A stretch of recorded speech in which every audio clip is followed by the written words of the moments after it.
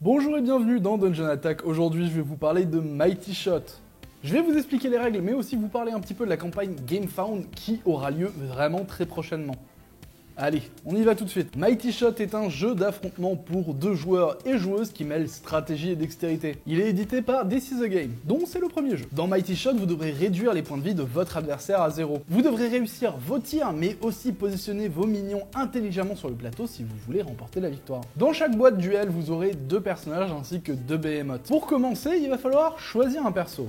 Moi j'ai la boîte avec Thorvald et Goblipili et aujourd'hui je vais vous montrer avec Goblipili. Chaque personnage est représenté par un standees de champion, mais il vient aussi avec un plateau de champion juste ici, une tuile territoire juste là, ses projectiles juste ici, ainsi que ses minions juste là. Vous avez aussi des rappels de jetons action pour savoir quelle action vous avez effectuée pendant votre tour. On a 2 jetons d'action standard, mais vous avez aussi le jeton action signature.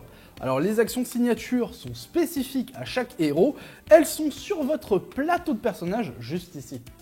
Ok, on va parler un petit peu des minions. Il existe 3 sortes de minions dans le jeu. Les minions au socle bleu sont des minions de base, les minions élites au socle vert et les minions alpha au socle rouge. Une fois que vous avez rassemblé tous ces éléments, c'est-à-dire votre champion, vos minions, votre plateau personnage, vos jetons, ainsi que vos cartes que vous allez placer sur votre plateau, il faut placer la piste de tir. La piste de tir, c'est pas bien compliqué, vous la placez à droite si vous êtes droitier ou à gauche si vous êtes gaucher. Vous devez aussi placer la piste de points de vie qui est juste ici, à proximité des 2 joueurs, et placer votre jeton personnage sur le chiffre 20, ce sera votre nombre de points de vie. Hop, là j'ai le jeton de Thorvald, et là, celui de Goblipili. Votre adversaire, il va faire la même chose, c'est-à-dire rassembler tous ses composants, placer sa piste de tir, et il va ensuite coller son plateau, qui est juste là, au vôtre, ce qui va vous donner une aire de jeu complète. Ensuite, vous placez votre champion au milieu, et ensuite, on va parler des behemoths. C'est simple, vous prenez toutes les cartes behemoths que vous avez, si vous possédez plus de boîtes duel,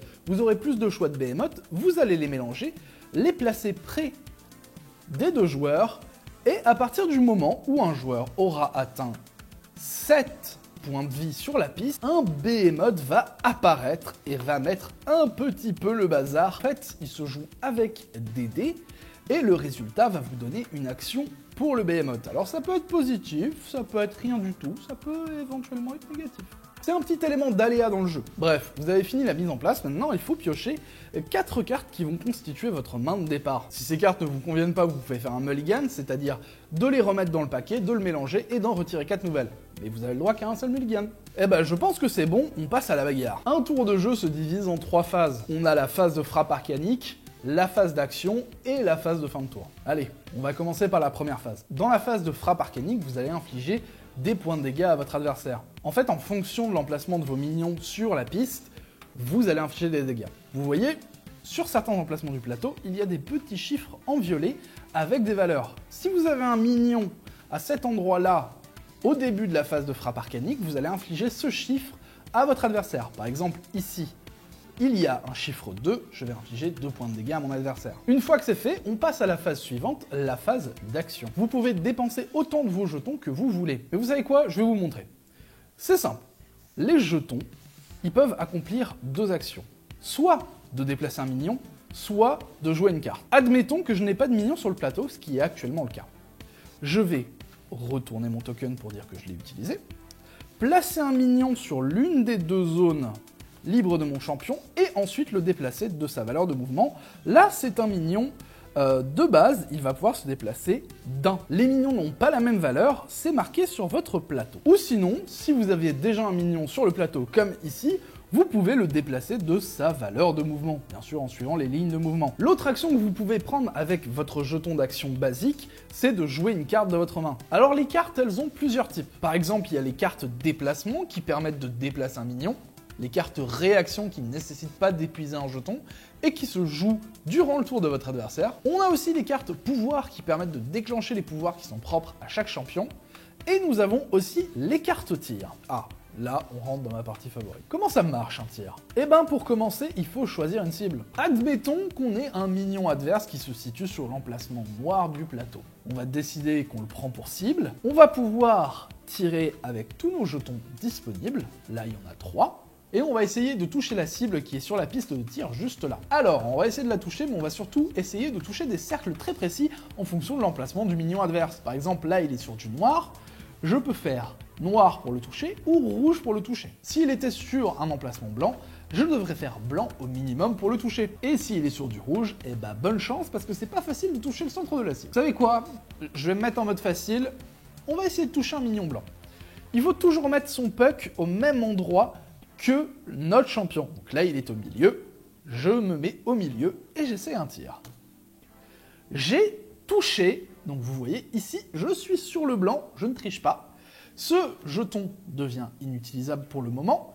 Il me reste 2 jetons, mais j'ai eu le minion adverse, donc je le retire du plateau. Quand un minion est retiré du plateau, en fonction de son type, on va infliger des dégâts à son adversaire. Par exemple, un minion de base retire 1 point de vie à votre adversaire, mais si vous arrivez à tuer un minion alpha, eh ben il retire 2 points de vie. Si pendant mon tour, je dois réeffectuer un tir, que ce soit via mon action signature ou via une carte, eh ben là, il me reste actuellement que 2 jetons. Ne vous inquiétez pas, vous pourrez récupérer votre jeton que vous avez déjà joué si une carte vous le permet. Par exemple, cette carte, la flèche sacrée, qui me permet de recharger 2 jetons, puis d'effectuer un tir, et en plus, la difficulté du tir est réduite. Ma foi, c'est fort sympathique. La dernière action que vous pouvez prendre, c'est d'utiliser l'action signature de votre héros. Pour cela, comme pour les autres jetons, on retourne sur la phase grise pour signifier qu'on a bien joué cette action, et ensuite on va suivre ce qui est sur notre plateau joueur. Par exemple, pour Goblipili, la charge d'Ocelotlise, je déplace mon héros, puis je tire. Si je suis en face avec le champion adverse, après le tir, je pitch 1 avec mon jaguar. C'est mon petit jeton spécial, il est tout mignon, c'est un petit jaguar. Et ben voilà, vous savez tout pour les actions que vous pouvez prendre pendant votre tour. On passe à la phase de fin de tour. Pour cela, on va pouvoir défausser autant de cartes qu'on veut et revenir à 4 cartes, mais aussi recharger nos jetons épuisés et nos jetons d'action, on va pouvoir les remettre aussi sur la phase couleur. Je l'ai dit tout à l'heure, la phase couleur étant la phase non utilisée et la phase grise est la phase utilisée. Et bah voilà pour une grosse overview du gameplay de Mighty Shot. Bien sûr, chaque champion vient avec ses spécificités. Certains sont même plus durs à jouer que d'autres. Bon, et puis vu que vous êtes déjà là, on va parler un petit peu de la campagne GameFound. Alors sachez que si vous vous abonnez maintenant à la campagne GameFound, vous aurez un bonus exclusif, un Behemoth spécial à la campagne, qui sera rajouté dans votre pledge, bien sûr. Il s'agit du Behemoth Arcanix que vous voyez juste ici. Bon, mais qu'est-ce que le jeu propose de plus, du coup? Eh ben déjà, il y aura un mode 2v2. Donc vous pourrez jouer avec un autre joueur ou une autre joueuse, contre 2 autres adversaires, le tout en coopération. Il y aura aussi un mode solo exclusif à la campagne GameFound. Dans le mode solo, vous allez devoir défaire un boss, il va falloir affûter vos tirs et votre stratégie. En plus de ça, la campagne proposera une boîte standard duel et une boîte duel de luxe.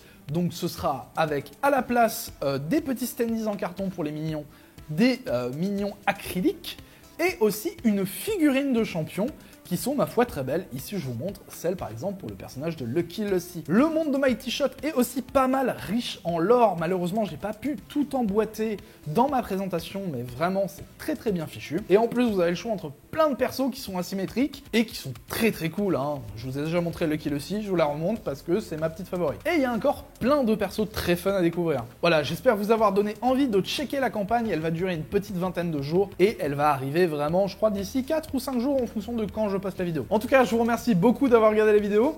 Je vous fais des bisous, prenez soin de vous, à une prochaine, ciao.